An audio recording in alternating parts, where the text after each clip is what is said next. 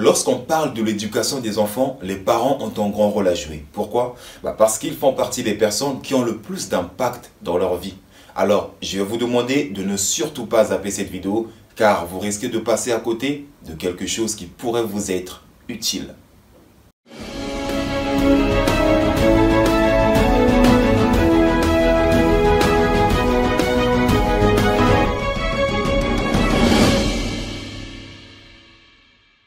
Salut à tous, j'espère que vous allez merveilleusement bien, tout comme moi, ça ne change pas.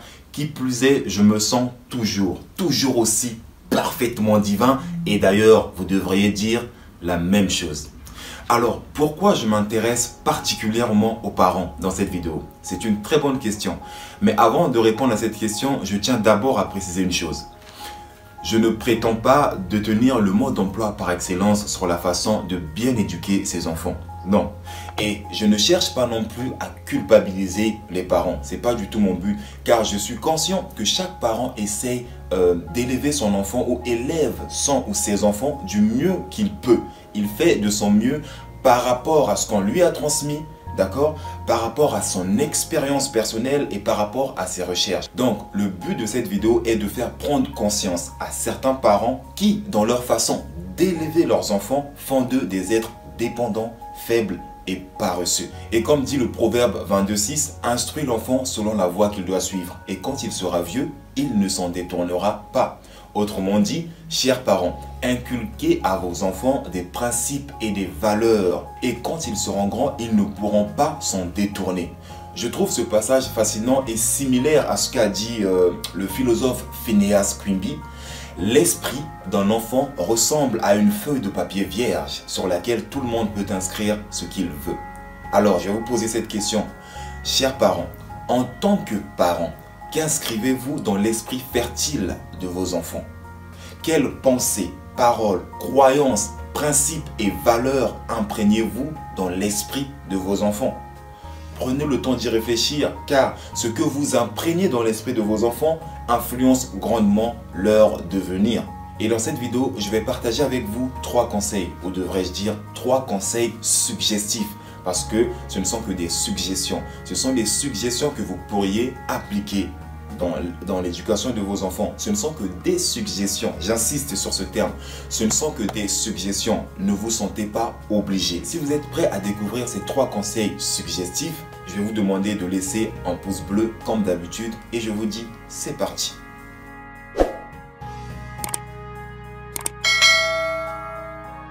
Premier conseil. Apprenez à vos enfants à vivre sans vous car vous n'êtes pas immortel. Vous savez, il est naturel et normal pour un parent d'aimer ses enfants, de prendre soin d'eux, de toujours vouloir être à leur côté. C'est très bien. Mais prenez garde à ce que cela ne crée pas une dépendance continue. Vous devez apprendre à vos enfants à se débrouiller tout seuls. Vous devez leur apprendre à vivre sans vous, à se responsabiliser. Vous devez apprendre à vos enfants à sortir de leur zone de confort. Car vous savez, dans la vie, tout peut arriver. Nous connaissons tous nos dates de naissance, mais celle de notre mort, nous l'ignorons. Et la mort peut frapper à votre porte du jour au lendemain. Vous n'en savez rien.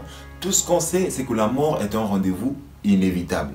Et si aujourd'hui la mort vient frapper à votre porte, si votre enfant de votre vivant n'a pas été préparé à cette éventualité, sachez qu'il aura vraiment de la difficulté à faire face aux différents défis de la vie.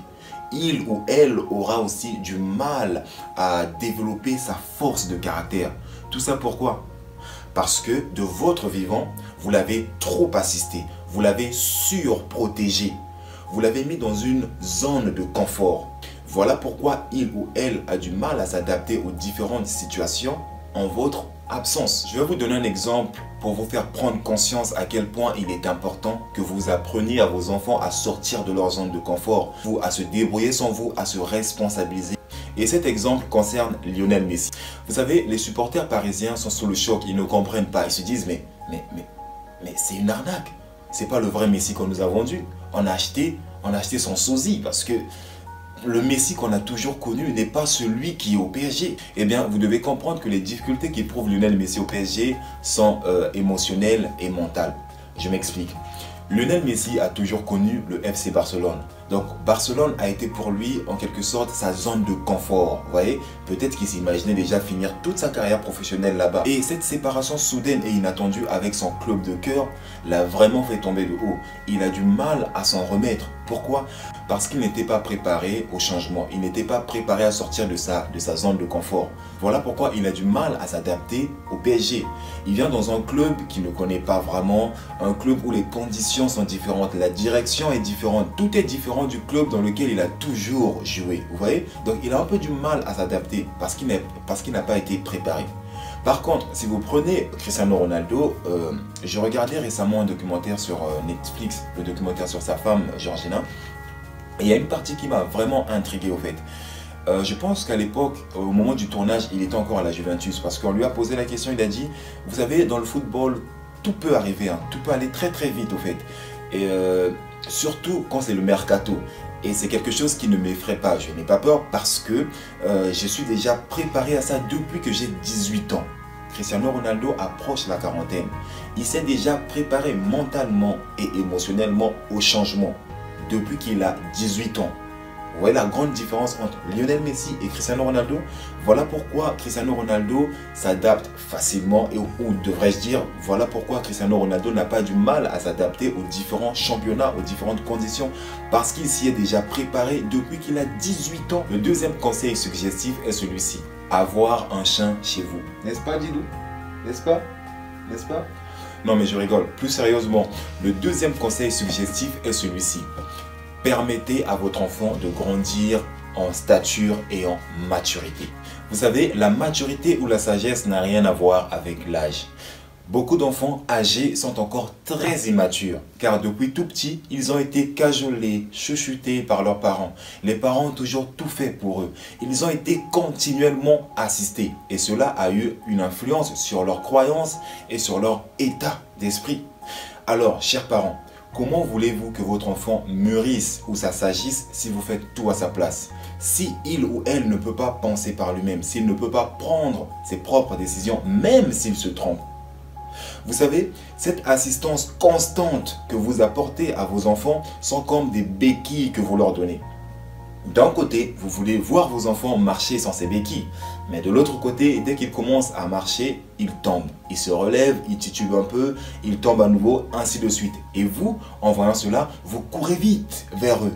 En mode, « Ah mon enfant, reprends ces béquilles. Non seulement tu iras vite, mais ça m'évitera moi aussi de te voir souffrir. » Mais votre enfant n'a pas besoin d'aller vite. Tout ce qu'il veut, c'est apprendre à marcher sur ses deux jambes sans ses béquilles. Car c'est comme ça qu'il apprendra à compter sur lui-même ou sur elle-même. Et vous, en tant que parent, vous devez servir de canal ou de guide et non de pierre d'achoppement. Vous savez, certains parents africains qui vivent en Occident ont une pratique que je trouve intéressante. En fait, cette pratique consiste à envoyer son enfant au bled. Au fait, le but de ce voyage est de permettre à l'enfant, d'une, de sortir de sa zone de confort, de deux, de découvrir d'autres cultures, d'accord, de voir une réalité différente de celle qu'il a l'habitude de voir en Occident. Je trouve cette expérience enrichissante parce que ça permet à l'enfant de côtoyer des personnes différentes, des personnes qui ont une perspective différente de la vie. Et toutes ces choses peuvent lui permettre d'avoir une ouverture d'esprit.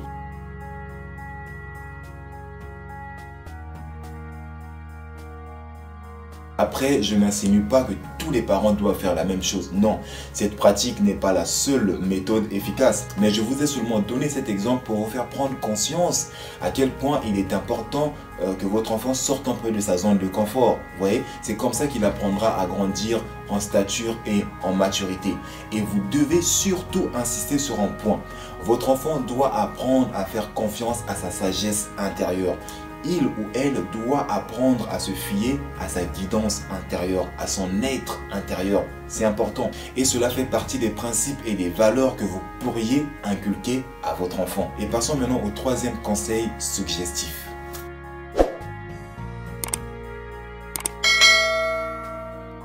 Apprenez à vos enfants la valeur du travail et de l'effort.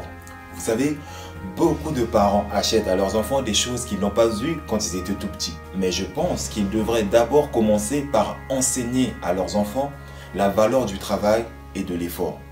Vous savez, peut-être que pour vous, vous ne trouvez rien de mal dans le fait de trop gâter vos enfants.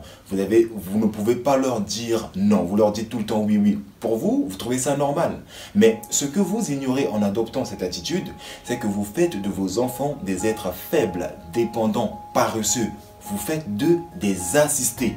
Et comme l'a dit le docteur Joseph Murphy, paix à son âme d'ailleurs, les enfants à qui l'on donne trop facilement l'argent auront de la difficulté à développer leur confiance en eux. Et c'est vrai. Et maintenant, je vais m'adresser aux enfants. Peu importe votre âge, que vous soyez un ado ou adulte, je m'adresse à vous. Écoutez, Proverbe 20:13 dit ceci. N'aime pas trop le sommeil, de peur que tu ne deviennes pauvre. Ouvre les yeux, tu seras rassasié de pain. Le terme sommeil fait allusion à la paresse. N'aime pas trop le sommeil, ça veut dire n'aime pas trop la paresse. Quelqu'un qui dort trop est paresseux. Quand tu dors trop, tu es un paresseux. Donc n'aime pas trop le sommeil de peur que tu ne deviennes pauvre. Le terme pauvre fait allusion à la dépendance. Parce que quelqu'un qui est paresseux dépend toujours des autres. Ah ben, je vais rester alité. Si j'ai besoin de ceci, j'ai qu'à demander à maman. Elle va me donner. Si j'ai besoin de cela, je n'ai qu'à demander à papa. Il va me donner. Maintenant, lorsqu'on dit ouvre les yeux, tu seras rassasié de pain. Le terme ouvre les yeux veut dire lève-toi, va chercher, va agir. Tu seras rassasié de pain veut tout simplement dire c'est là que tu comprendras la valeur du travail et de l'effort. Et tu accorderas beaucoup plus d'importance à ce que tu en gagnes financièrement. D'accord ?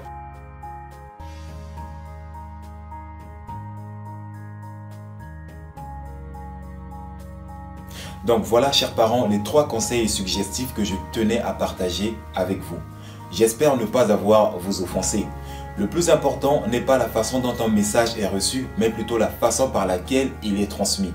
Et j'espère avoir fait de mon mieux.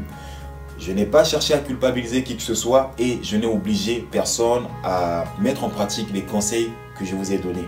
Et quant aux enfants, j'espère que ces paroles vous aideront à prendre conscience, à vous responsabiliser, à sortir de votre zone de confort et à apprendre à vivre sans vos parents. Et si cette vidéo vous a touché, partagez-la autour de vous. Vous n'avez pas le temps, c'est pas grave. Laissez juste un j'aime en cliquant sur le pouce bleu. Comme ça permettra à l'algorithme de proposer mon contenu à d'autres personnes. Et ce, grâce à vous, parce que vous serez en quelque sorte un canal à partir duquel d'autres âmes vont découvrir ma chaîne Motivus Power. Et je vous suis infiniment reconnaissant. D'ailleurs, abonnez-vous pour plus de contenu impactant, motivant, inspirant et qui vous aide à devenir qui et ce que vous choisissez d'être chaque jour de votre vie afin d'actualiser le meilleur de vous-même. Et quant à moi, je vous dis à la prochaine vidéo et que Dieu vous bénisse. Ciao, ciao, ciao.